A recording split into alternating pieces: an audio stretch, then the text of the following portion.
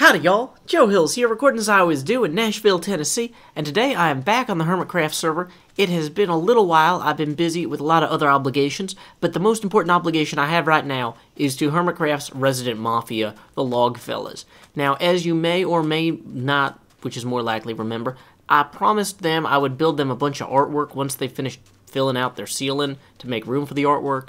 They never really did, but at a certain point, when the Hermitcraft Mafia expects you to do something, even if you expect them to do something first, maybe you should just go and do it yourself. Like, let's just make this real simple for everybody. We're going to sneak into their secret base using these rail lines that I cleverly constructed so I wouldn't forget the way there. Which I actually think I made so that I could self-destruct, didn't I? From that side. Okay, well, you know what? Maybe we should actually go ahead and, just to make sure we're not followed, because the Mafia hates it when you're followed. We're going to come over here and quickly hack away at that. Boom! No one will ever find us now. This path is completely untraceable. No human could ever think of a way to figure out where that rail line once was. That bridge, it's like evaporated, like, I don't know, tears in the rain. There we go. Thank you. Okay, cool. So we're just going to steal all of these, like, I guess these are steel. We're gonna recover all of these steel and railroad ties, railroad tracks that we might yet proceed in progress toward this Mafia ingress point. So, it is secretly located right here, as you can tell by this sign that says Logfellas area. Excellent. I have fallen, but not to my death. Looks like they've been doing some decorating. Still haven't fixed the problems where this is like creepers could spawn back here. Because, you know, they want their, they want people to be intimidated by all the creeperness over here. So let's go in here to the art room, which they still have way too low a ceiling for. But, like, if we construct the bottom half of some of this stuff, I think that's better than constructing none of it. So let me go ahead and pull up my schematics here, and we'll get started on building out this Sea Cow Bay sign. A pop art, I was going to say a pop art illustration. It's kind of like a sculpture poster or a sculptor. No, a posture. It's like a posture by the wonderful Lapis Lauri, who has hosted several Minecraft competitions with me and is an excellent lady all around. Oh good, Azuma's gone. Oh dang it, Azuma's back. So the Sea Cow Bay sign is a 15 by 15 meter square. I would normally elevate it some, and not hide it behind this beacon, but you know what? This is their space, and they can kind of make the poor decisions they want to make. So we're going to go ahead and figure out where that 15 by 15 line is. The way this works is it's going to have a, dang it, this is why we have our silk touch out. Going to have a sea lantern here. Probably should have brought a ladder or something. Yeah, that would have been smart. So it goes kind of like sea lantern, diorite. Let's move these closer together for, you know, simplicity's sake. Sea lantern, diorite. Great. So anyway, it's been a really busy news cycle. Crazy things are happening in the world. Crazy things are happening at home. So let's just take a few minutes to talk about some of that. One of the most interesting things to me is the American Republican Party trying to figure out how to save itself from Donald Trump. There's a lot of competing theories. Most of them are pretty terrible. But let's see here. So I think this one here is going to be, yeah, now it's just diorite all the way across. But like one of the most interesting ones is a high-level Republican Foreign Intelligence Committee member who actually used to work in foreign intelligence, has decided to run for president, just to try and siphon votes off from Trump and hopefully save his party. And his name is, dang it, I'm doing a really poor job, Evan McMullen. And the most interesting thing to me, I'm going to go ahead and use these iron bars here. The most interesting thing to me about McMullen is that he actually spent like 10 years in Afghanistan and the Middle East, like, as a foreign intelligence agent for the United States, like, literally a spy doing spy stuff. And you guys might remember that that was kind of the job of Vladimir Putin, who is currently the I don't know if you would say dictator of Russia, but definitely the executive head of Russia. You might say dictator. But, so it's like, we've got this guy who has the same resume, or a similar resume, to one of the most powerful, crazy people in the world right now. And he's running to save us from one of the most successful other crazy people in the world. And, like, I want to be like, oh, thank you for helping us in this time of terrible, like, needing a solution to Donald Trumpness.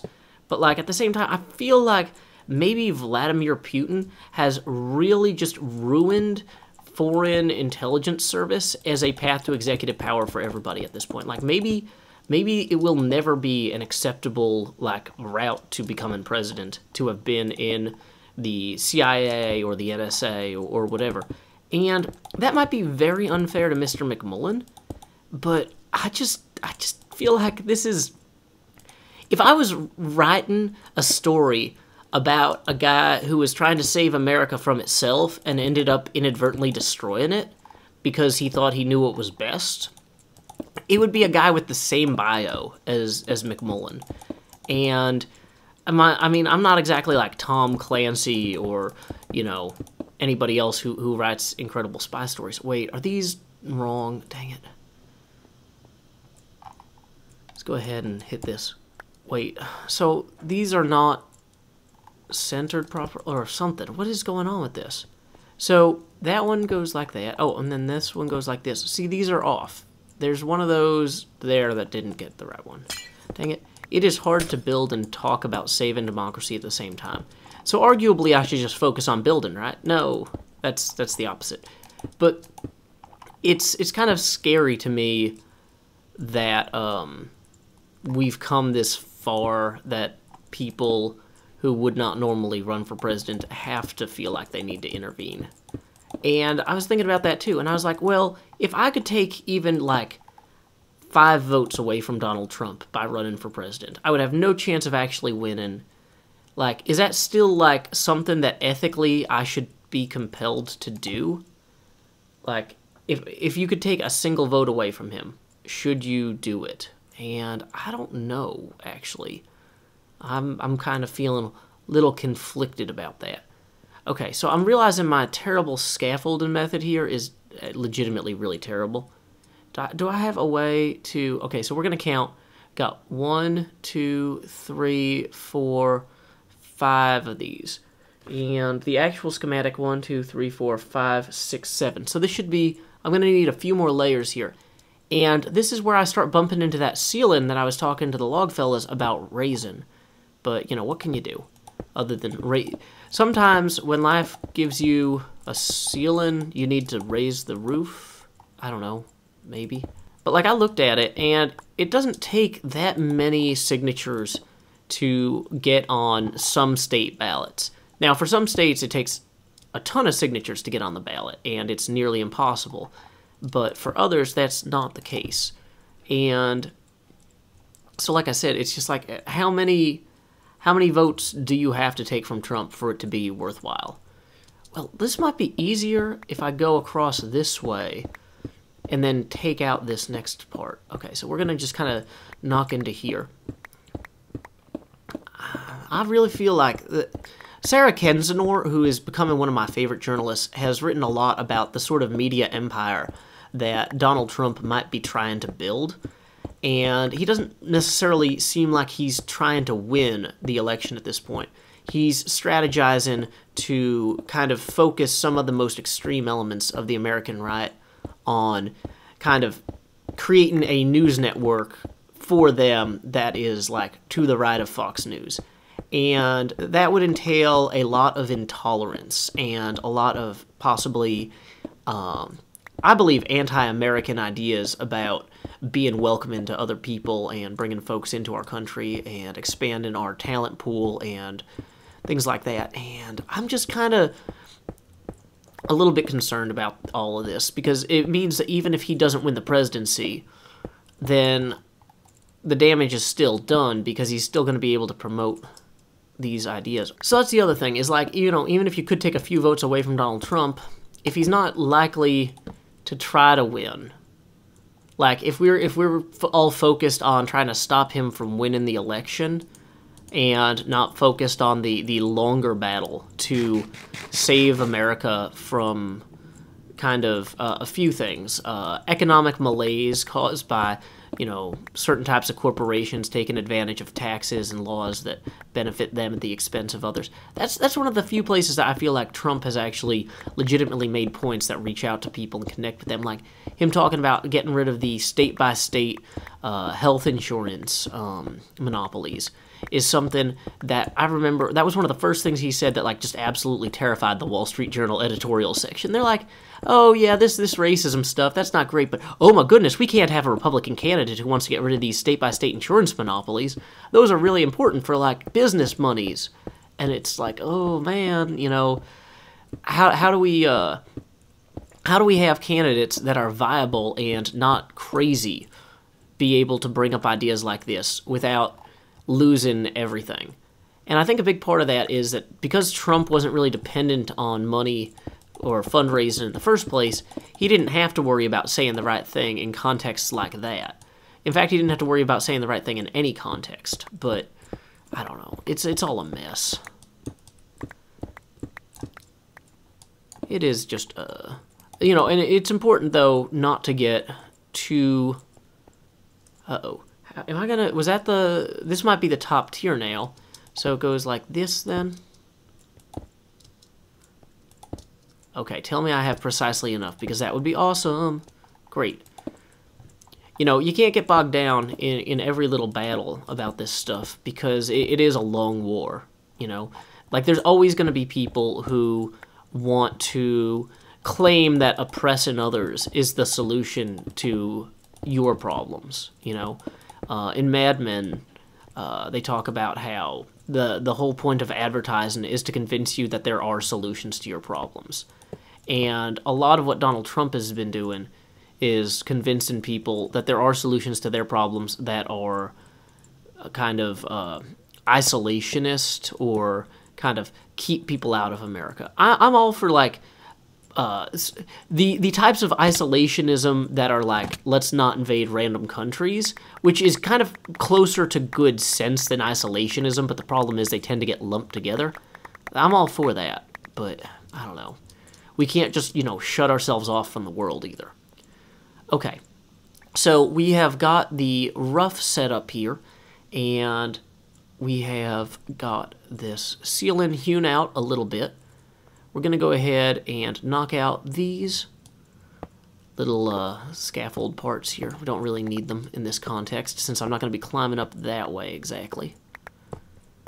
So now we can go ahead and focus on getting the letters in place. Now this might be a little bit more focus intensive, so I might not be able to talk quite so much. Luckily, I've got this hardened clay to use as a scaffold. So like the letter B is going to go right here. And we've got like some half slabs up here, and down here.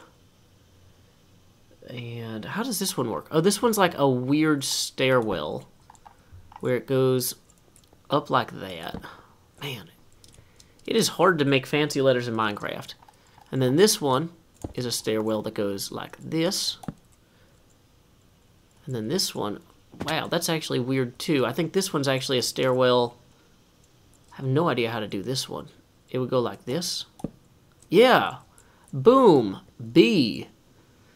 Give me a B, everybody. Okay. Or actually, give me an A, because I think I did an A+ job. Give me an A+ in that context, in case, instead. Yeah, don't give me a B when I did an A+ job. Okay, so we're going to keep going over this way and get that A delivered. Now, this A starts here. Let's see, this Y starts here. Okay, so this W is going to go right here. There we go. Completely finished. What? What's that, viewer? I forgot a C. Oh! I didn't forget a C or an O. I forgot an S, an E, and an A. Let's go ahead and add that now. Also, like, yeah, I'm sorry if I'm going on a lot about this whole, like, democracy thing, but I really want to emphasize to people how important it is to kind of keep up with a lot of this, not just because you can vote and you can change things, but because what's happening right now involves a lot of very atypical things in the electoral process in America. This is one of the strangest elections, by a lot of measures, that we've had in a while. There's a lot more kind of weird things in play. And exactly how it shakes out down the line might not be what you'd think. And like, kind of too, it's weird to say this, but like, you won't be able to look back and discover exactly what happened. There's a lot of things that are moving very quickly, and even, like, you might see things going on in the news that the historians decide aren't important, and they might be wrong. Like, what's going on right now, there's a lot of weird stuff, it's hard for people to figure out yet what matters and what's kind of just static. And so, if you don't pay attention for yourself this election, somebody else in a few years is going to be telling you what happened, and their conclusions might not be the same conclusions you would draw if you paid attention yourself, is kind of what I'm saying. Like, and I know, okay, sure, you're not a trained historian or whatever, that's fine, but like, it's important to have an opportunity to observe these things firsthand. Because people are going to be trying to learn from this election and replicate some of its successes and failures for a long time. And you don't want people to take advantage of you. Like, that's supposedly what democracy is supposed to be best at, is keeping people from taking advantage of other people. And in some ways, it can be, but it does not require to be. Like, that requires the people involved to take an interest. So, I recommend you do that. Even if you can't vote this time, or next time, like, I know some of you guys are pretty young, just pay attention and get a sense of who's doing what. Because, like, there will be little weird things that somebody else is watching when they try to recreate some of these successes later. And if you pick up on those little red flags, that's going to be a huge benefit to you when you are framing your opinions and making your decisions down the line. Okay, so it looks like we've actually got this all together now. Let's go ahead and add a little mounted sign here. Seacal Bay. Is that too many spaces on Bay? Yeah, there it is. By, I think that's Lapis Lauri's name. Let me verify that. Yay! Done. And we're going to add a nice little light. Oh, I don't have any lights. Yeah, I do. Yeah, we'll put those there. And then we'll also go ahead and clean up these back wall lights that are going to be distracting from the piece. You know, this is not like the classiest room to put art in, especially because it's got like all sorts of weird stuff wrong with it, like this thing. Like, what is this thing even for? And spawnable areas and all of the, yeah, I mean, it's a shame, like, you really won't even be able to see that sign until you really kind of come in here. They need to add like a sitting area here, but you know what? This is going to be filled by the perpetual helix if we put that there. We're going to have to just dig out this room more, is what I'm kind of thinking. And destroy this beacon thing, pedestal, probably. But anyway, before we start trashing the Mafia's art room, let's go ahead and sign off for this episode. Thank you for putting up with my ramblings about paying attention to and participating in the electoral process. I hope you learned something, and even if not, I hope you tell me in the comments what you would rather me talk about. If you have topics you want me to talk about, put them in the comments. I might have an opinion on them. I'm a very opinionated person, and I'm a very chatty person, so I'm always happy to hear what you guys want me to discuss. I might not say what you want to hear, but I will say what I want to say about the topics you want to hear about. Until next time, y'all, this is Joe Hills from Nashville, Tennessee. Keep adventuring.